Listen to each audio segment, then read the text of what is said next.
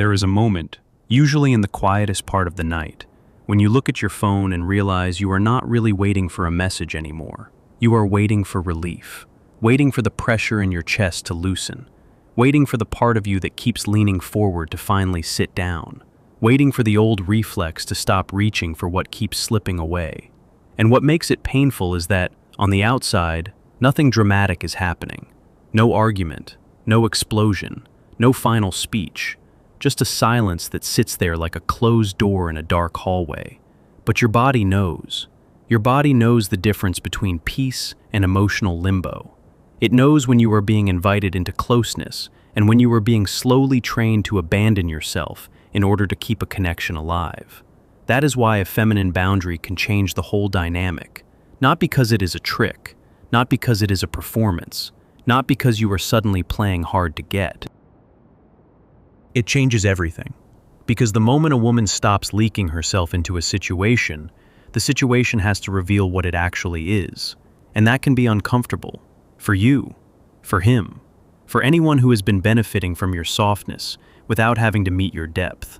There is a kind of woman who has spent so long being available, understanding, forgiving, and emotionally reachable that she no longer notices when she has crossed the line between love and self-erasure. She answers quickly. She explains gently. She gives second chances before the first one has even been acknowledged. She keeps the conversation alive, keeps the tension low, keeps the peace, keeps the door open, keeps the hope alive. And all the while, something in her is quietly going numb.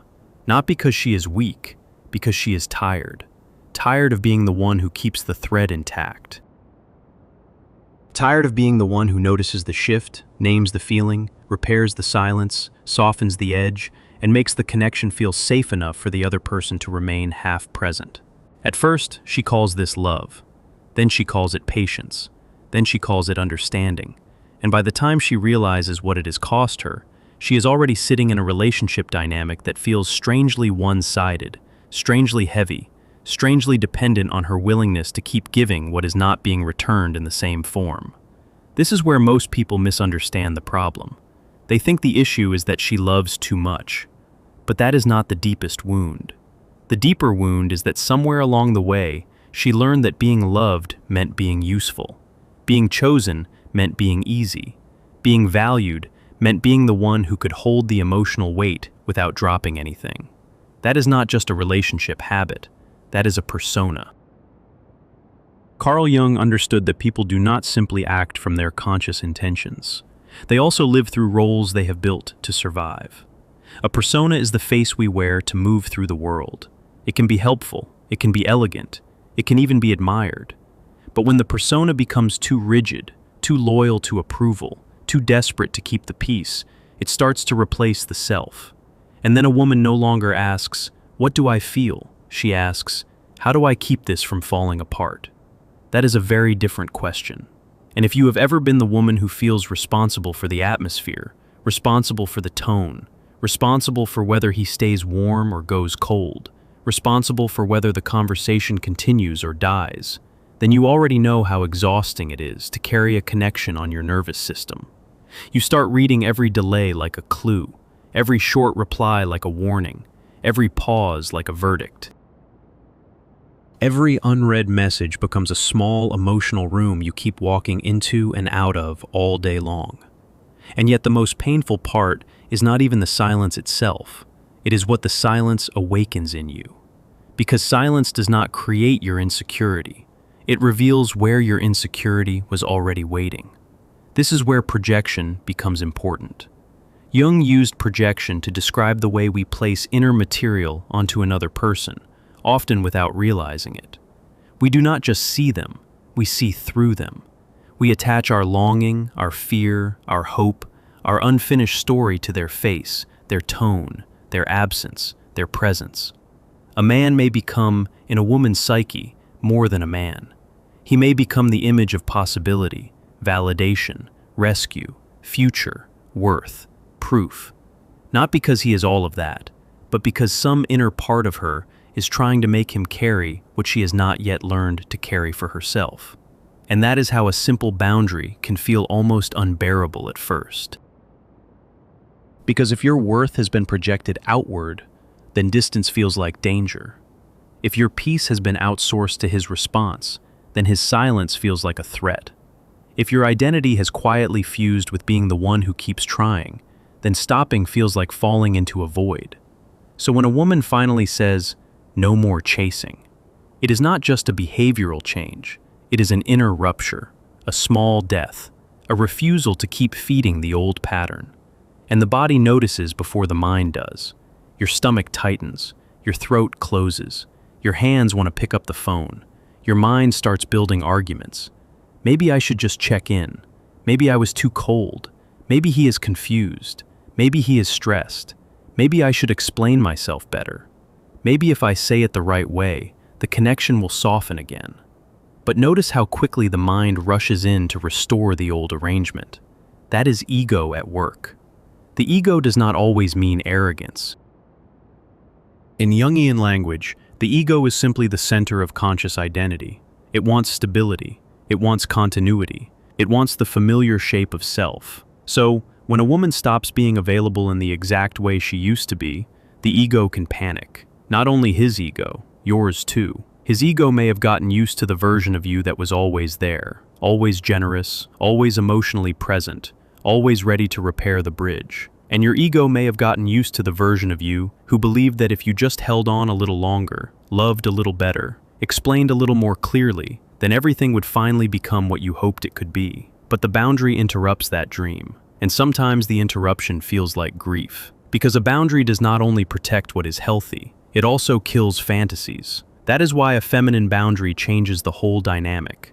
It removes the fantasy that your overgiving can manufacture reciprocity. It removes the fantasy that your availability can heal someone else's avoidance. It removes the fantasy that if you remain soft enough, patient enough, understanding enough, you will eventually be rewarded with the love you have been trying to earn. This is the part most people avoid. A boundary is not just a line against another person. It is a line against your own self-abandonment. And when you first draw that line, the old pattern often reacts with confusion. Sometimes the other person becomes more attentive for a while. Sometimes they become defensive. Sometimes they withdraw. Sometimes they suddenly notice what they were taking for granted.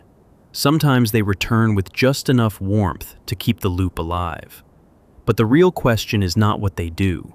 The real question is what happens inside you when you stop offering your center as a sacrifice. Because the moment you stop chasing, you begin to see the shape of the bond more clearly. You see whether there was mutual effort or just mutual convenience. You see whether there was genuine care or just intermittent attention.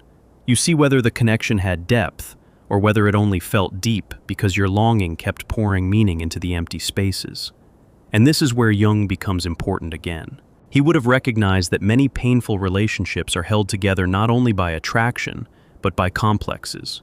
A complex is an emotionally charged cluster of memory, fear, and expectation that gets activated by certain situations.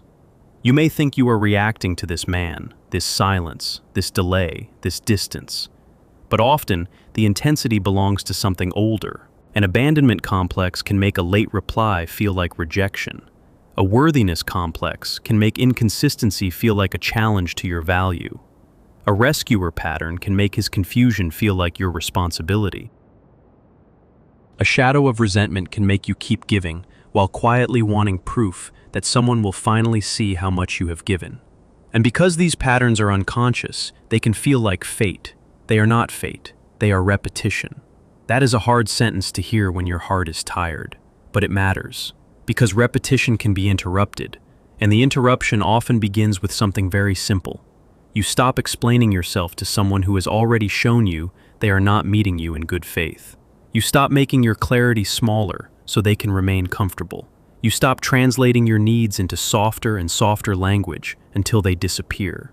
You do not become cruel, you become precise. There is a difference. Cruelty wants to wound, precision wants to protect. A feminine boundary is not a weapon. It is a form of self-respect that does not ask permission from the person who has been benefiting from your lack of it. And yes, at first it can feel strange to be so clear. You may even feel guilty. That guilt is important to understand, because guilt is not always a sign that you have done something wrong. Sometimes, guilt is simply the sensation of a long-standing role being interrupted. If you have spent years being the understanding one, the forgiving one, the accommodating one, the emotionally available one, then the first time you say no, your nervous system may interpret it as danger. Not because the boundary is wrong, but because the old identity is being challenged. This is where the shadow enters. Jung's shadow is not just the dark side in the dramatic sense. It is the part of the psyche that has been disowned, denied, or pushed away because it did not fit the image you needed to maintain. A woman who has built her identity around being kind may disown her anger. A woman who has built her identity around being easy to love may disown her demands. A woman who has built her identity around being low maintenance may disown her need for consistency. And then, when she finally begins to set boundaries, the shadow starts to surface. She may feel colder than she expected, less patient, less willing to over-explain, less interested in soothing what she did not create. And because she is not used to seeing herself this way, she may panic and think, maybe I am becoming hard, maybe I am becoming selfish, maybe I am losing my softness. But what if that is not hardness? What if it is the return of form? What if the part of you that feels firm is simply the part that no longer wants to be dissolved in someone else's confusion? A feminine boundary is powerful because it restores shape. Without shape, softness becomes leakage. Without shape, empathy becomes over-functioning. Without shape, love becomes self-erasure. And the deeper you go into this, the more you realize that many women are not actually afraid of losing a man. They are afraid of losing the role they built around being needed by him. That role can feel like purpose. It can feel like identity. It can feel like emotional significance. But it is a fragile kind of significance, because it depends on someone else's incompletion. When you stop chasing, you are not merely stepping away from him.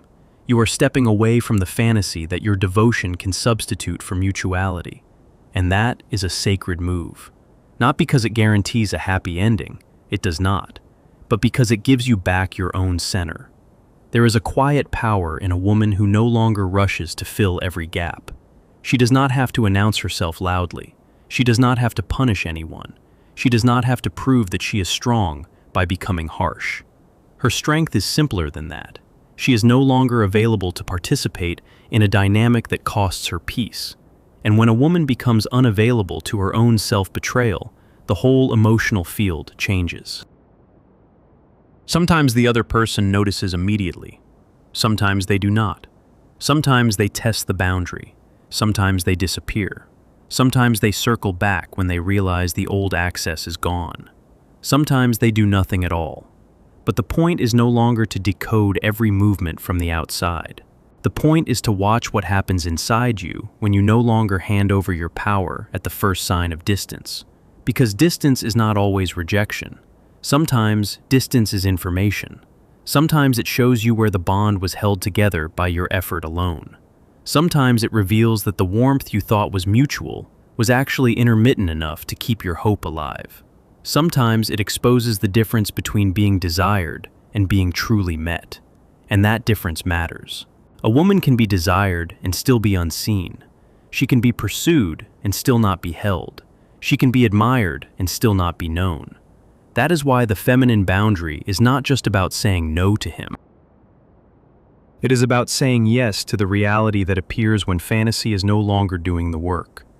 The mirror gets cleaner when you stop fogging it with hope. And in that clean mirror, you may see something surprising. You may see how often you have confused intensity with intimacy. You may see how often you have called inconsistency chemistry.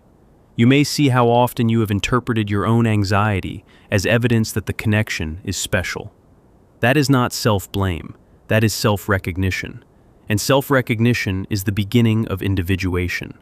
Jung used individuation to describe the process of becoming more fully oneself, less split, less ruled by unconscious patterns, less dependent on masks and projections. It is not about becoming perfect. It is about becoming whole enough to tell the difference between love and compulsion, between care and codependency, between presence and performance. That process often begins when a woman realizes that the version of herself who keeps chasing is not the whole self. It is a survival strategy, an old adaptation, a way of keeping connection alive when connection felt scarce. But survival strategies are not the same as destiny. You do not have to keep living as the woman who chases what withholds. You do not have to keep auditioning for attention. You do not have to keep offering tenderness to a closed door and calling it devotion. The moment you stop, there is often a strange silence, not only outside you, but inside you.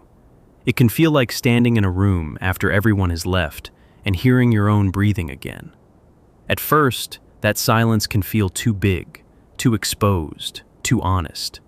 But stay there for a moment, because that silence is where your own voice begins to return. Not the voice that explains, not the voice that pleads, not the voice that negotiates your worth. The voice that says, very calmly, "I am no longer available for this." That sentence is not cold, it is clarifying, and clarity is one of the most feminine forms of power because it does not need to shout to be felt. If this names something you have never been able to say out loud, write a single sentence for yourself. I am no longer available for what makes me disappear. Let that sentence sit with you, not as a slogan, as a threshold, because once a woman crosses that threshold, she starts to notice things she could not see before. She notices how often she was over-functioning. She notices how quickly she apologized for having needs. She notices how much of her energy was going into managing someone else's comfort. She notices that what she called patience was sometimes fear. What she called understanding was sometimes self-suppression. What she called love was sometimes an attempt to earn a place that should have been given freely. And this is where the body tells the truth. A body that is always bracing is not in love with uncertainty. It is in a stress loop. A body that feels relief when you stop texting first is telling you something important. A body that becomes smaller every time you make yourself convenient is not being dramatic. It is registering loss. A body that feels more peaceful when you are not waiting by the phone is not becoming detached in a bad way. It is remembering its own rhythm. That rhythm matters, because the feminine boundary is not only psychological, it is somatic. It is lived in the shoulders that stop carrying what was never yours, in the jaw that unclenches, in the stomach that no longer drops at every notification, in the breath that deepens when you no longer have to monitor someone else's emotional temperature. And once the body begins to relax, the mind can finally see more clearly. You start to understand that not every distance is meant to be bridged by you. Not every silence is yours to fix.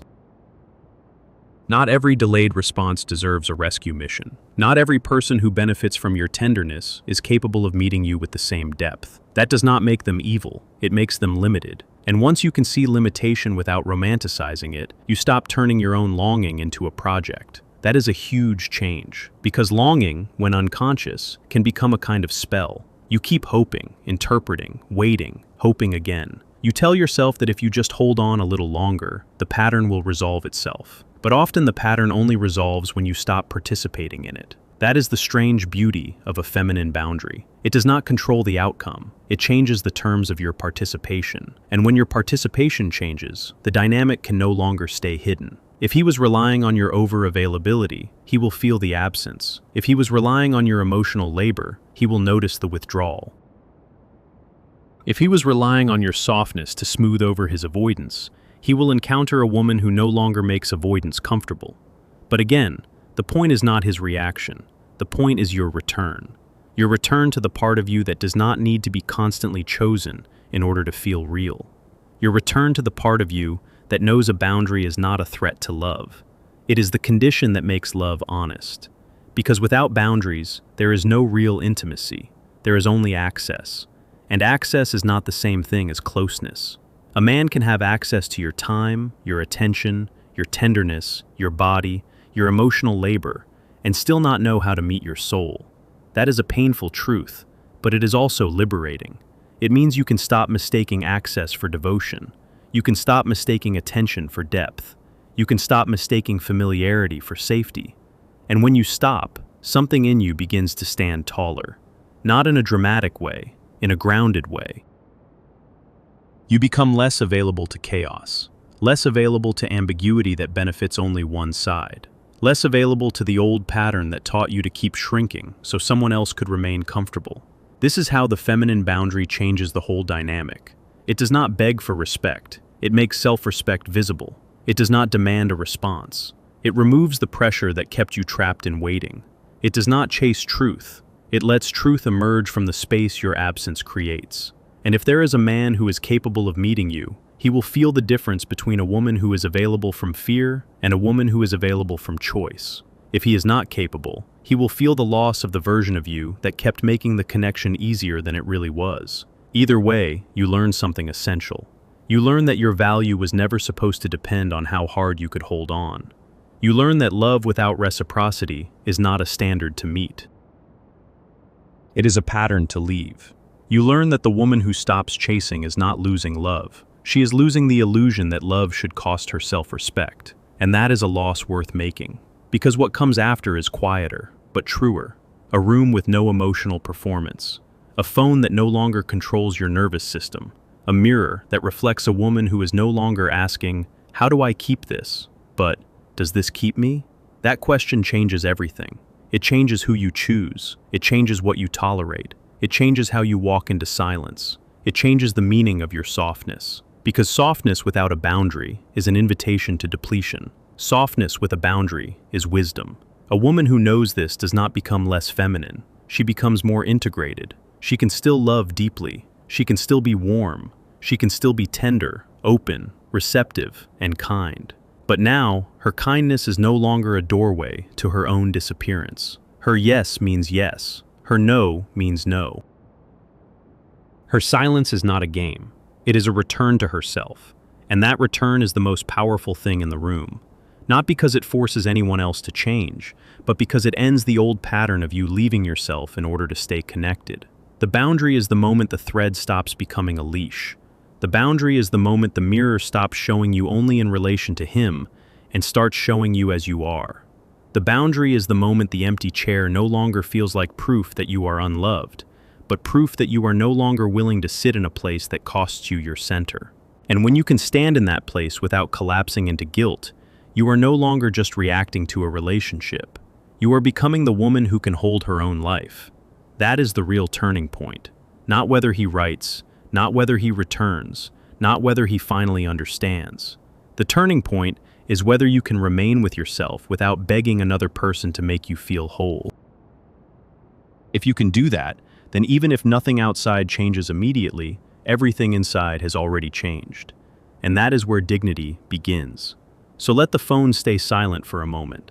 Let the night be quiet. Let the old urge to explain pass through you without obeying it. Let the body settle enough to hear what it has been trying to say all along. You do not need to chase what teaches you to abandon yourself. You do not need to shrink your needs to keep a connection alive. You do not need to prove your worth to someone who only recognizes it when you are leaving. You can choose a different kind of love now. One that does not require self-betrayal. One that does not ask you to disappear in order to be kept. One that begins, very simply, with a boundary that says, "This is where I stop giving myself away." And in that stopping, something sacred returns. Not the fantasy, not the performance. You.